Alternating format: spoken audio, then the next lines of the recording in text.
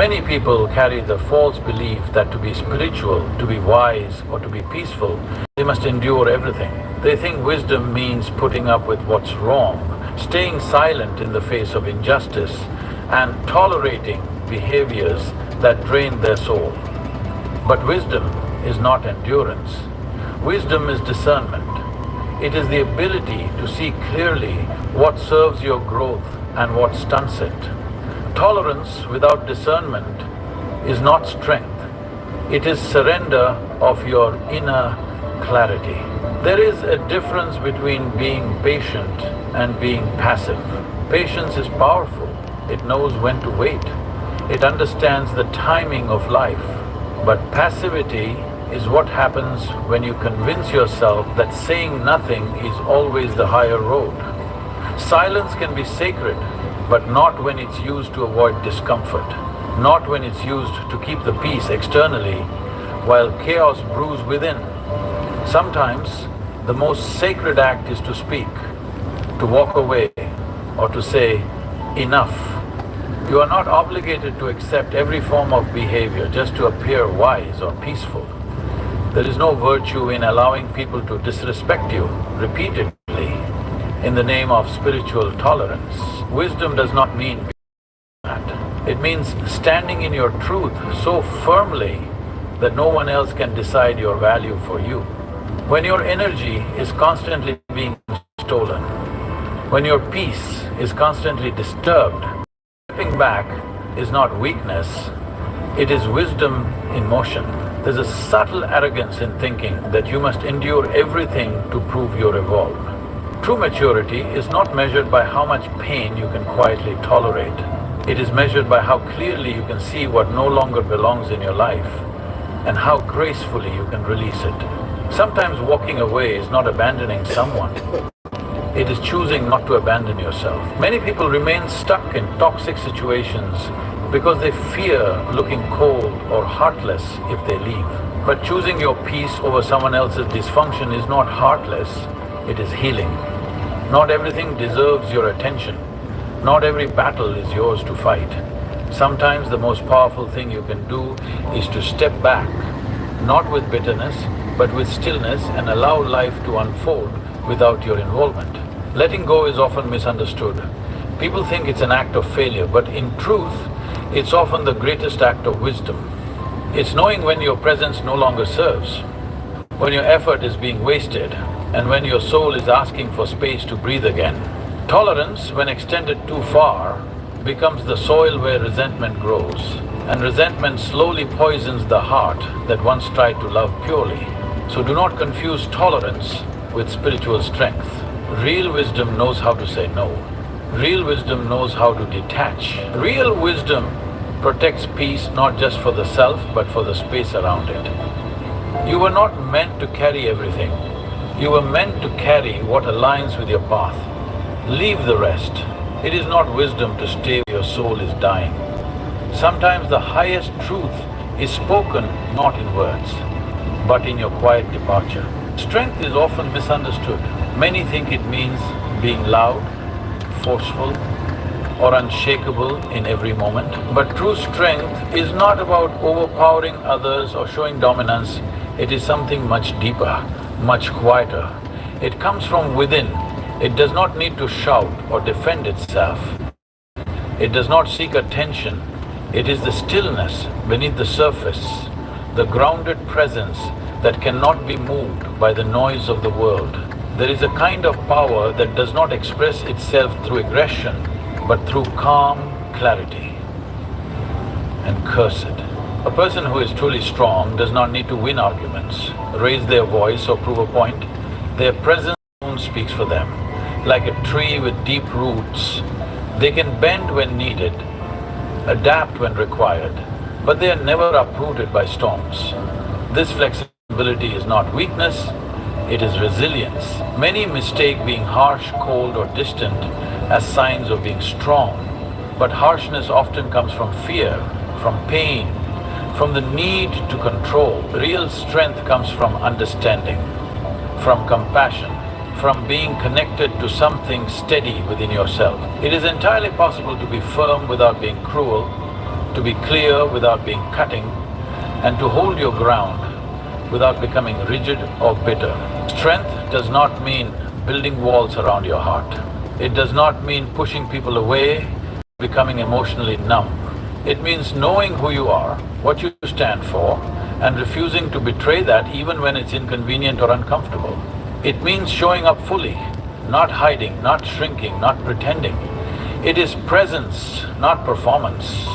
People who embody real strength often go unnoticed at first. They don't demand to be heard, but when they speak, others listen. They don't impose their will. What's good, Sparky? Their decisions carry weight. This is because their strength is not borrowed from pride or ego. It is rooted in something more lasting, in awareness, in integrity, in being fully alive without needing to be in control of everything. You can be gentle and still be strong. You can feel deeply and still make powerful choices. You can be kind and still hold firm boundaries. These qualities do not cancel each other out. They support one another. The most powerful people are those who live with an open heart and a steady spine. They are not pushed around by emotion, nor do they shut their emotions off. They move with both strength and sensitivity. So do not waste time trying to look strong. Do not cover your softness with a hard shell. Let your strength come from truth, not tension, from grounded awareness, not from trying to protect yourself with harshness. There is great power in being able to be soft and unshaken at the same time. The world needs more of that kind of strength. Quiet, calm, and unwavering. Love. You listen and you… In this world, it is not always the gentle, agreeable ones who are respected. While kindness is admired from a distance, it is strength that truly commands attention. People might smile at your softness, but they lean into your firmness. They listen when your words come from a place of presence, not when they come from a need to please. The more you shape yourself to fit others' comfort, the more invisible you become. It is not arrogance that earns respect, it is authenticity wrapped in quiet confidence. You can speak softly and still carry immense power. It's not in the volume of your voice, but in the weight behind it. When you are rooted in who you are, when you no longer seek validation from others, your presence begins to speak louder than your words ever could. People may not be able to explain it, but they feel it. There's a subtle shift in the way they respond to you. You're no longer trying to be accepted, you simply are. And that alone shifts the dynamic.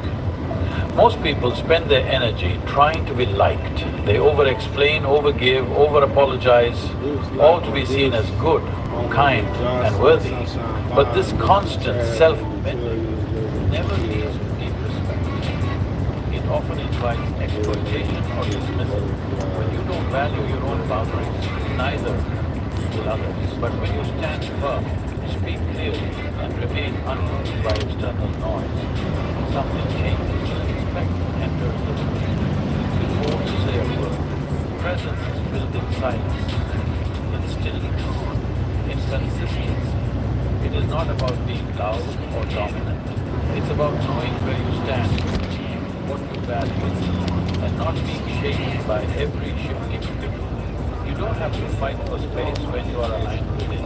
You will feel the difference between someone who performs with confidence and someone who lives it.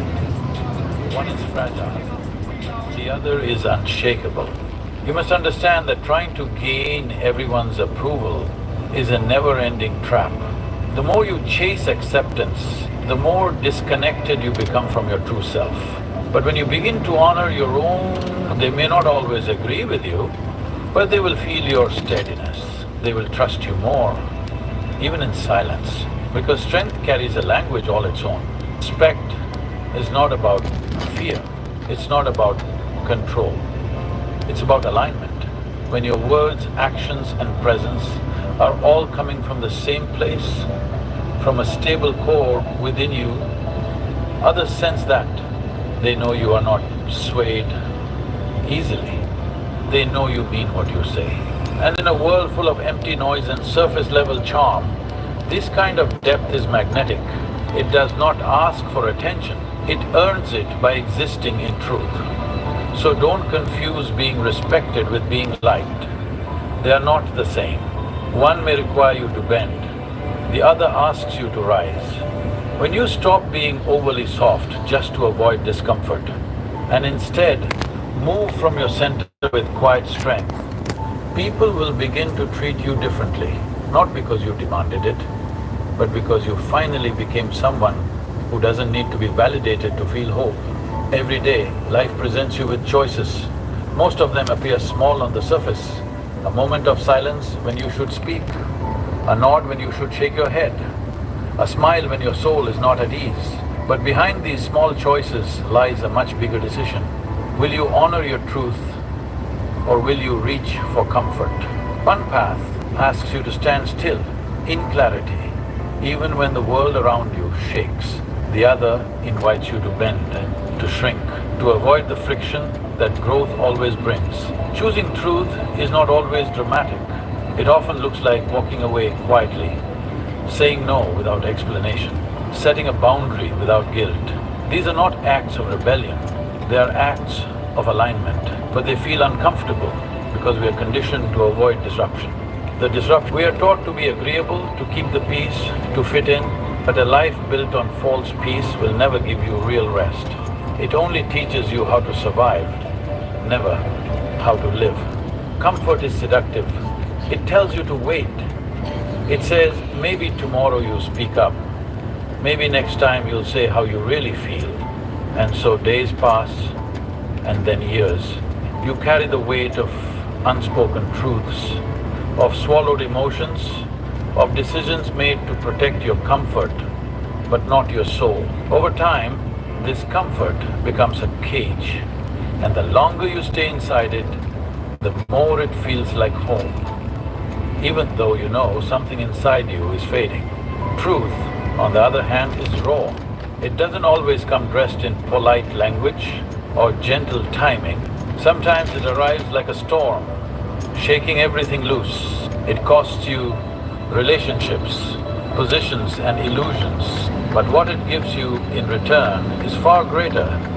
It gives you yourself. When you begin choosing truth consistently, you start remembering who you are beneath all the layers you've built to be accepted. That memory is painful at first, but it becomes your freedom. The discomfort of truth is temporary. It stings, it stretches, it burns away the parts of you that were never real. But what remains after is a version of you that no longer needs approval to breathe. You begin to speak that no longer needs approval to breathe, that is not based on a what ought anything. You begin to walk, not to follow, but to lead your own path. Your energy becomes clean. Your presence becomes undeniable. You may lose people, but you will no longer lose yourself. You must understand that your truth will not always be welcome.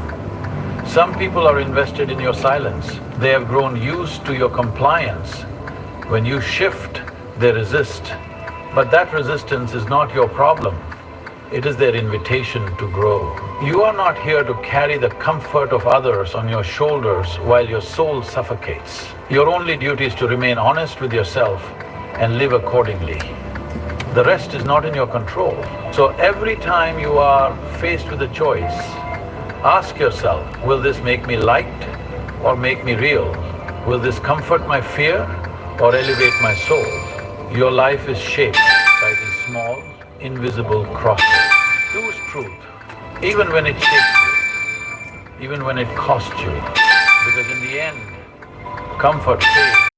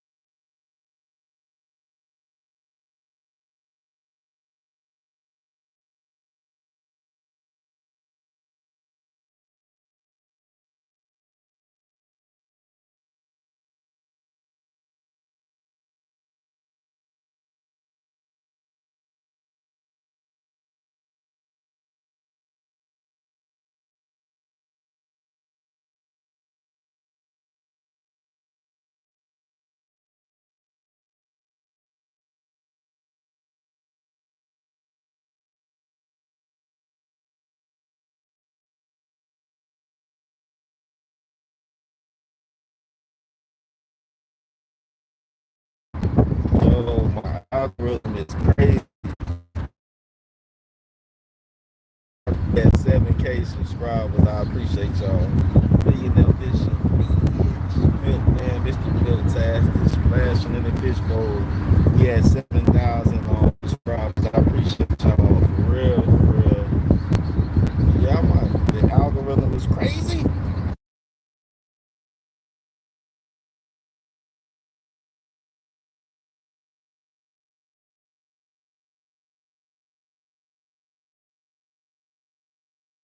Oh, my bad. I was saying I'm honored that you guys have subscribed to the channel. Fucking amazing. We're gonna get 10,000 subscribers, 100,000 subscribers, a million subscribers. We're gonna get all the subscribers, and then $1 million check from YouTube. YouTube millionaire, splashing in the fishbowl. Yes, yes, yes. So nice. How y'all guys doing tonight? Y'all doing all right tonight? Y'all like the red and white and black? Red, white, and black. What y'all think about that? Red, white, and black. Millionaire mission on the hand. Red, white, and black. You know what I'm saying? What about that? Red, white, and black, man. Splashing like that.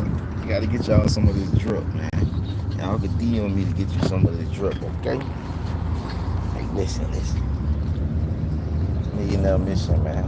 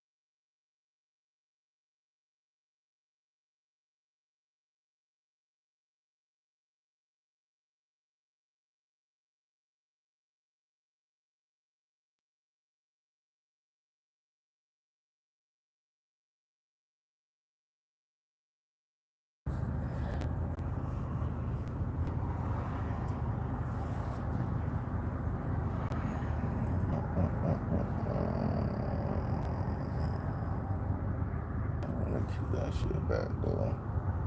I ain't gonna lie.